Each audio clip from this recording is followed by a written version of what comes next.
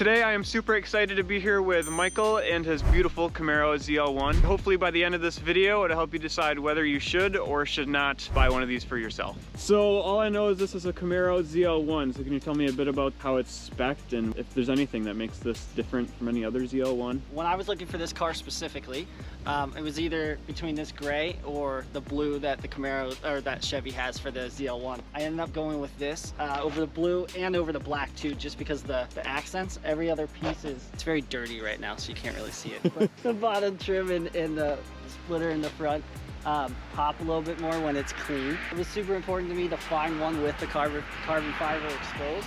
I love having the moonroof, so that was another huge piece for me. So when I was looking for this specific spec, over like a year span, only like 2 came up. That's awesome. So what made you want to buy this rather than like any other sports car out there? Yeah, it's a great question. This.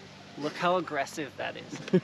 And well, that, and then also very few people have ZL1s. Now granted, I know like it's a fairly popular car. It's not like a Lamborghini or something where they're very low numbers, but right. In comparison to like Hellcats or Chargers or Challengers or the Mustangs, like there's so many more Mustangs than there are Camaros, and so there's very few of the ZL1s driving around. That, and then also Motor Trend, when they came out with the 5th gen, I was in like high school and I saw it and I was like, that's such a cool looking car. And then they came out with the 6th gen ZL1 and I'm like, all right, that's like 10 times cooler just because of the front grille. So that's why I went with this. The only regret I have is I wish I went with the 1LE, the one stepped up from this. Okay. It's a little bit more aggressive. It comes with like a huge wing in the back and stuff, but nice. Yeah. All right. So this is your daily. Can you talk about what it's like to daily this thing, the pros and cons of dailying it? Yeah, so it comes with 4 modes. So touring, track, sport, and then snow and ice.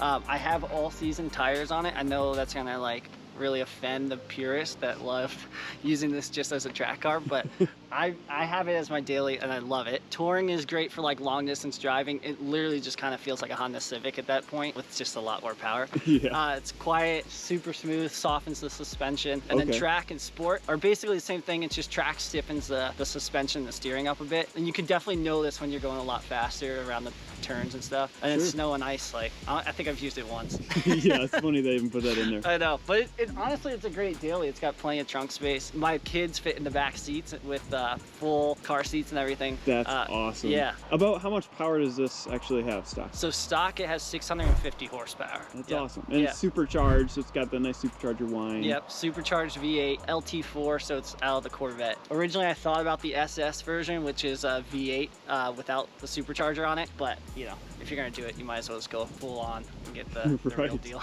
All out, all or nothing. All or nothing. So with 650 horsepower, it's got to be pretty quick. Yep. What's like the fastest you've taken this? What limits have you pushed it to? In Mexico, I've gone 140. Nice. Yeah. Okay, so that's it's awesome. hard to find long strips in Mexico. Yeah, fair enough. So coming from the owner, what are the pros and cons of owning this car? Okay, for me, the pro is obviously the horsepower and the speed. Cons on this car for me are just, they're little things. Like the paddle shifters are very just like plasticky. So I've put like metal like or aluminum paddle shifters on it. It's a 10-speed automatic. I wish I went with the manual.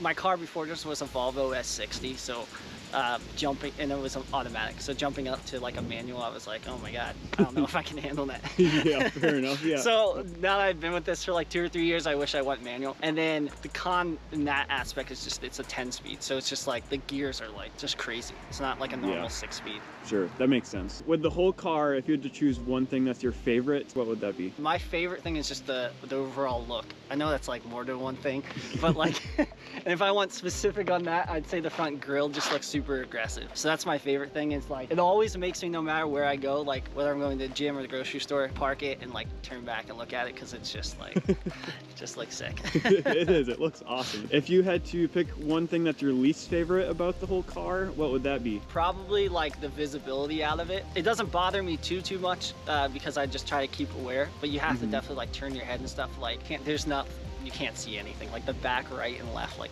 there's no viewing that whatsoever. So yeah, that's interesting. I've heard that there's like horrible blind spots. It seems unsafe. But they haven't changed it. So yeah, and I'll have people like drive up, try and take photos and stuff as I'm driving. Not as many as I'm sure when you have a Lamborghini or something. Right. So I'm always having to keep aware of that kind of stuff too, which is kind of frustrating. So Yeah. So if I was to buy one of these, how much am I gonna have to pay for one? So you're probably gonna be paying around 60 to 70K for this. I got mine for around 60 used. Okay. That was about like 2 or 3 years ago, but they seem to be holding their value really well. Chevy also came out with the Panther, which is like the final Camaro model. They call it final. You know, they always whip out the next one, but that one's going for like 130 right now. It's been helping to keep the prices of these pretty high. So when it comes down to it, if someone should or shouldn't buy one of these, what's your opinion on someone getting them? My opinion is that you should get one, or maybe you should actually don't get one so that I like look more exclusive with just mine. I think it's a great daily driver. Like I said, because it has all those modes, so touring, sport, track, all that stuff. You can go out and have a lot of fun with people, but then when you're just cruising to town, it's super easy. It has 2 seats in the back. You can get your kids in the back with, you know, whole car seats and everything. So as a daily driver, it's awesome. And then if you flip it in the touring mode, I've gotten like 29 miles per gallon. Wow.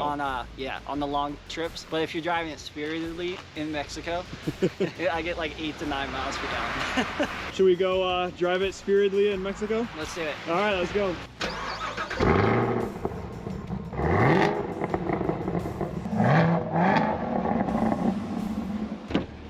All right, that sounds awesome. Sweet. That's a really good sound.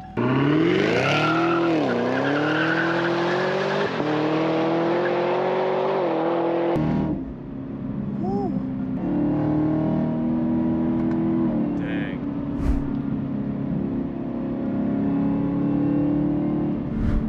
Feels great. These roads are pretty windy, so Yeah, it's kind of a good test for, yeah. So you got the back seat down for better sound? Yeah. Okay. I sound like I'm in high school, but like, yeah. Put the back seat down, you can hear it a lot more. Nice.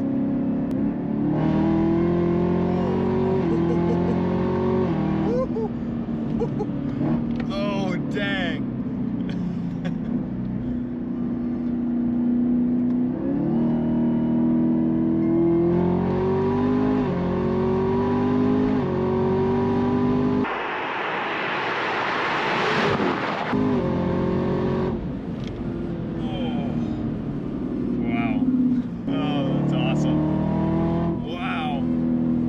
Aggressive car. Woo. Oh, that's awesome. It seems like such a fun car to daily. Oh yeah, it's a lot of fun. Oh man. It's very tempting, like when you're just driving home from the grocery store, just like pop it into paddle shifting mode and just like rip it. So, yep. Yeah. What does it feel like driving? Can you describe that feeling? I think something that like really hit me when I first bought the car, this is gonna come out of nowhere, but like the steering wheel feels like so much smaller than like a normal car.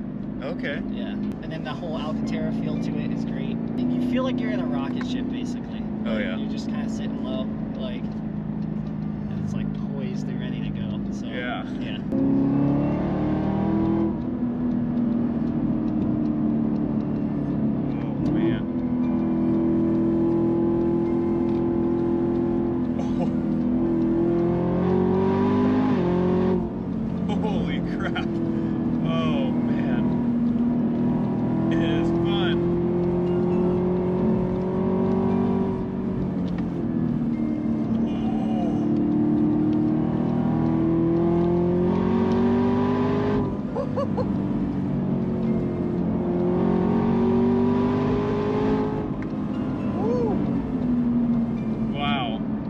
Corners well. Yeah, it's crazy. It like stinks. It does. Man.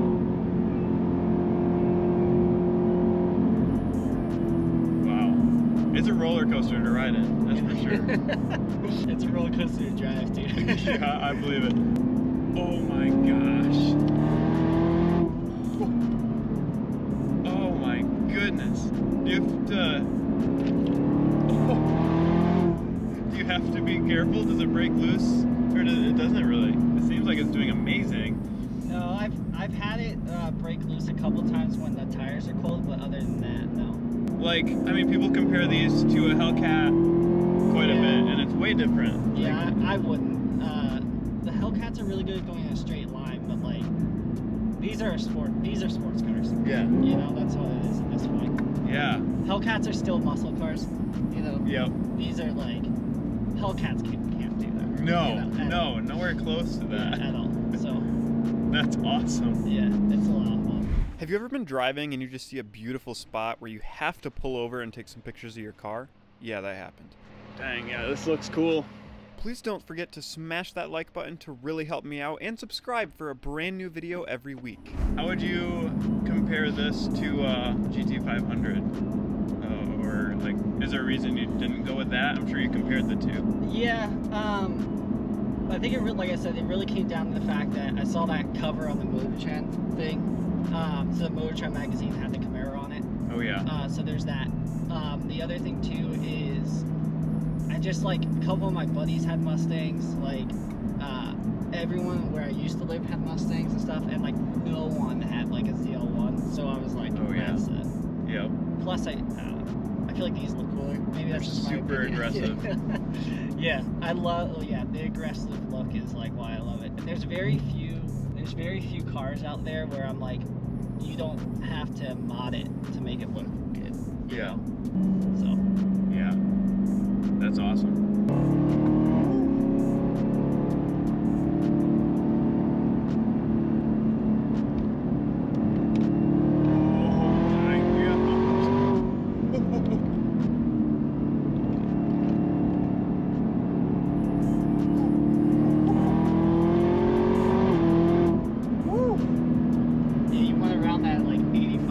I know, that was fast. It's such a tight corner too.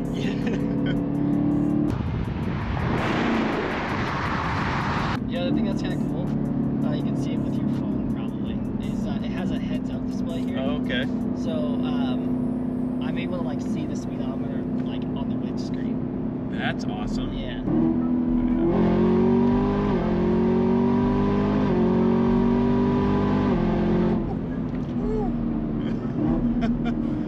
Dang. Oh, it's so fun. That's incredible. The whole experience, the sound and the feeling, it throws you back. And see, now we're getting like 8 miles a gallon. Yeah, like 8.2. average fuel economy. Oh my goodness. Yeah, that's bad. Yeah, that's really bad. But you're driving it hard right now, so. Yeah.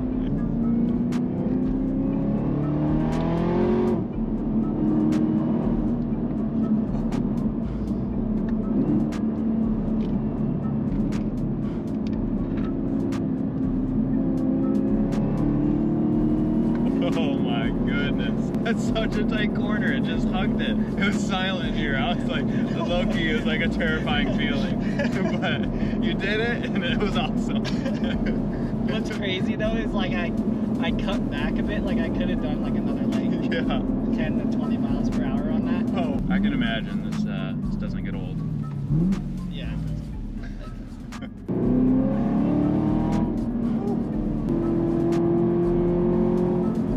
It sounds like 10 times louder with that thing, with the back seat down. Oh yeah? Like it doesn't sound like that loud with the, I mean it sounds loud, but like not that loud. Yeah. It's the weirdest thing. Interesting. Yeah. It sounds really good, so it's a good thing to do then, is put that down. Yeah. Because it sounds awesome.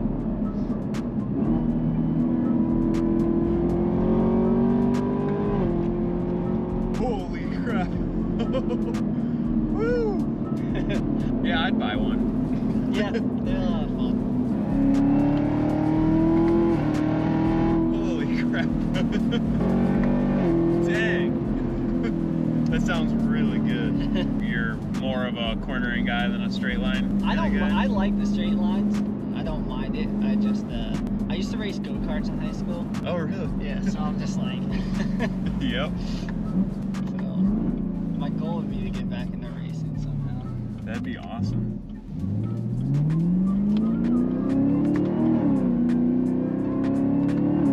It's got a nice supercharger whine. It does. You know, not as much as like a Hellcat where they're known for that whine, Yeah, but it's yeah. just like a subtle whine that sounds nice. When you put that cold air intake on it, it sounds like really good. Oh yeah? Yeah, it's like, because it's sucking in so much more air, it's like, it sounds sick. That's So- awesome. And you plan on doing that? Yeah, I want to do that. It's like $500 or $600, so. Okay.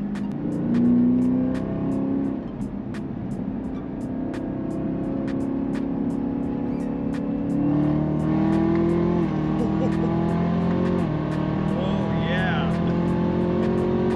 Woo!